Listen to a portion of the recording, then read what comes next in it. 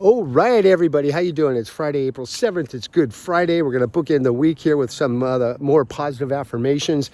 Coming back after 2 days of sharing some pretty intense stuff on Wednesday, man. You know, it was really cool to get all the comments. I got a ton of private messages from a lot of you, and I'm very grateful for that. I see that we're starting to make a little bit of a difference and an impact. You know, it's kind of nice that, you know, Pastor Rick Warren, who's the founder of Saddleback Church out here in Southern California, who's somebody that has been, you know, one of the worldwide leaders in I don't know, in the church community, if you want to say. You know, he's just a solid dude. He wrote a book. He's written several bestsellers, you know. And if you don't know Pastor Rick Warren, I highly suggest looking him up and reading some of his books. They're really powerful. But one of the things that he often says is, don't let your pain go to waste. Don't let your pain go to waste, right? So obviously that's a pretty simple statement. You know, we all are going to suffer trials and tribulations in life in varying degrees. You know, some more intense than others. And what he says there is that once you are able to find your way out, and often we do that, more often than not, almost always with a higher power of support, right? When you realize that, you know, your best thinking kind of got you in the place where you're at, and you have to be humble and contrite, come with a contrite heart to him and say, hey, you know, I'm grateful for what I have and where I'm at in all circumstances. But, you know, as a human being, I'm, you know, I do stupid stuff. We all do. We make mistakes, and we always want to do things our way. That's kind of that's a sinful nature, believe it or not, because, you know, God says that he designed you specifically for a plan that he has for you.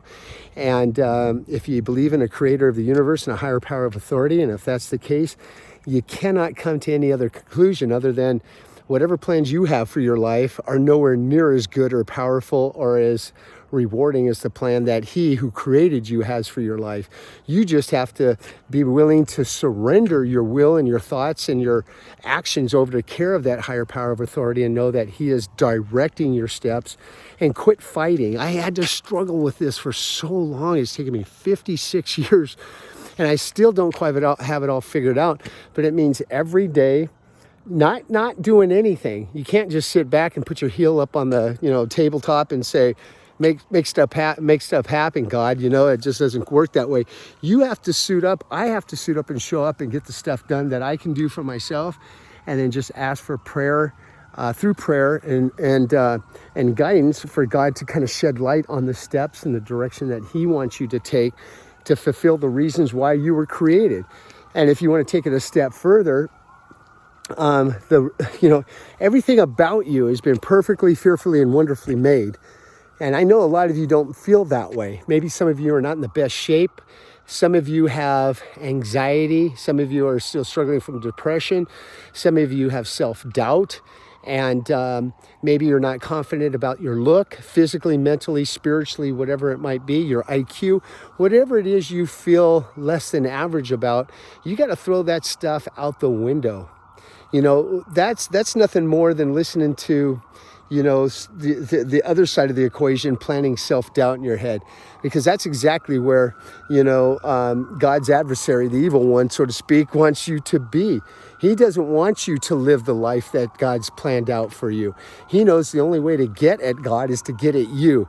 If he can bring you down, knock you down, make you feel like crap, unworthy, unhealthy, unloved, anything, then he's done his job. And you know those attacks are going to come hard and furious the closer you get to God's plan for you. That's critical to realize. So have you ever noticed that? You ever notice when things are going really well for you and you can feel this tidal wave of momentum behind you, catapulting you in the direction that you're going, and it's because you're congruent with what God's plan is for you. You're not fighting, you're not struggling, you're just going with the flow. It's the times that you're not congruent with God and you're listening to those negative thoughts, you're getting off the path that you should be on.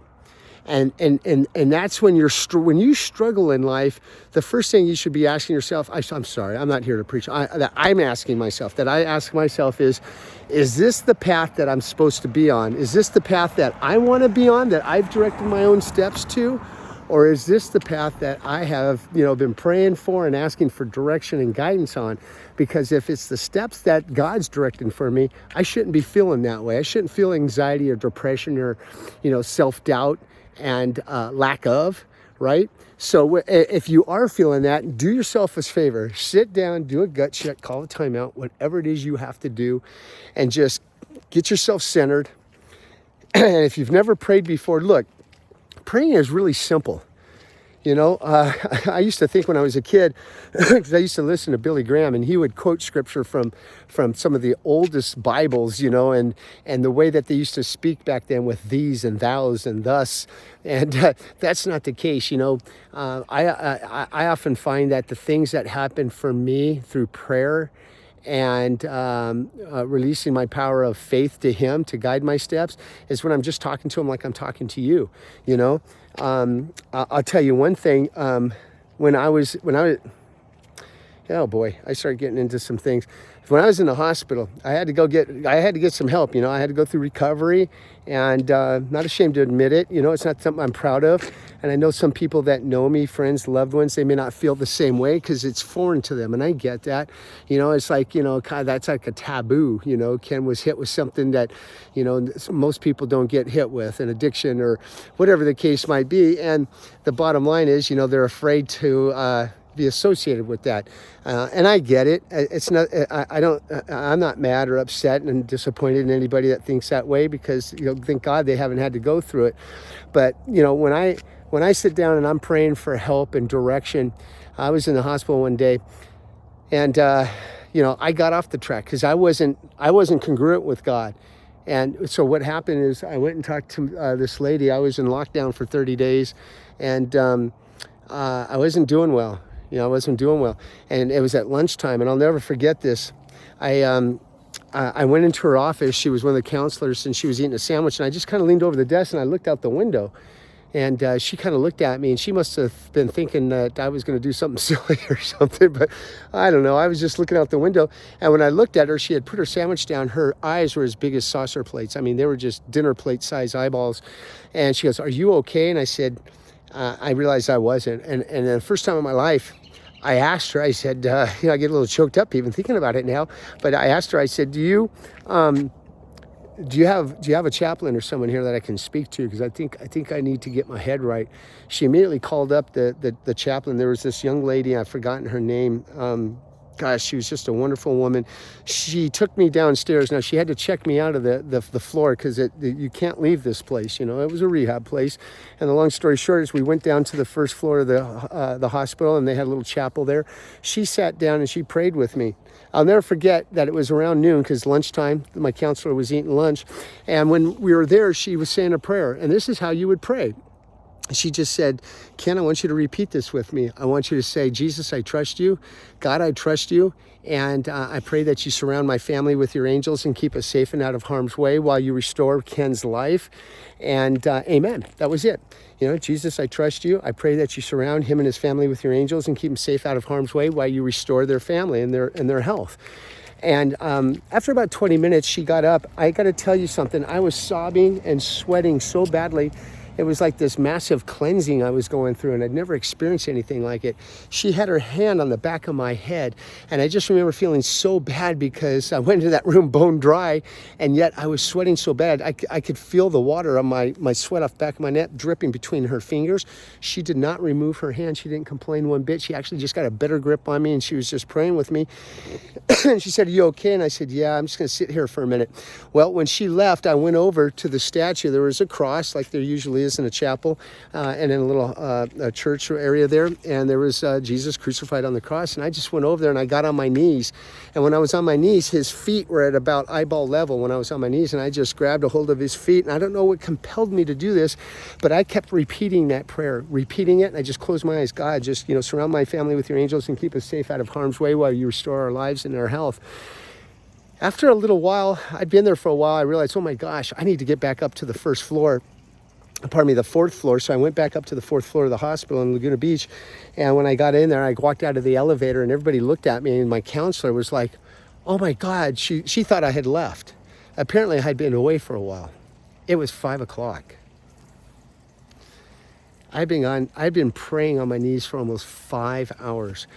People, I got to tell you, as God is my witness, I thought I was there for maybe a half an hour, 45 minutes, but I remember not opening my eyes once and just repeating this prayer over and over. I was there for almost 4.5 hours praying at the foot of this cross. And I have to tell you, I'm not trying to be biblical or anything here too much, but when I walked out of that elevator and I saw her down the hall looking at me with these eyes of relief, like, oh my gosh, you're back. Are you okay? We've been wondering where you were. We thought you just went off and went AWOL. And I told her what I had experienced, and that was kind of my aha moment, people. And I'm just going to wrap it up here real quick because this is kind of long, but I just wanted to tell you that, prayer is nothing to be ashamed of. Just talk to God like he's your friend. See where that takes you. Stay congruent with him. Stay on the path with him. And if you get off the path and you don't feel you're on the right one, it's because you've wandered. You've wandered away. And just ask him for direction and wisdom. He'll give it to you in doses, and it'll allow you guys to go get what's yours and to be brave and be strong. Make it a great Easter weekend. Bye-bye.